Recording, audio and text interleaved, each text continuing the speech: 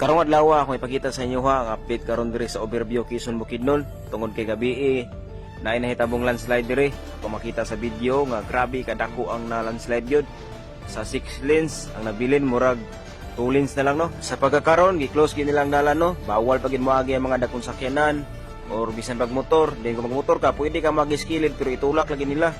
Dayon kung gikan ka sa Davao yan nagsakay kag bus, kinahanglan nimo mo transfer or mo baklay kay sa pikas na igahulat nga bus pod para mo hatod padulong sa Cagayan or kung gikan ka sa Cagayan nga madto ka sa Davao napo kay masakyan nga bus kung nga napos pikas nga imong transferan or dito ka balik sakay para makaabot ka sa imong padulungan.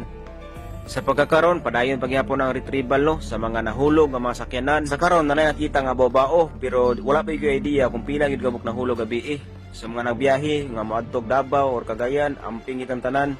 Mao ning update karon diri sa overview og palihog og share ni nga video para daghan makakita. Amping tantanan, God bless.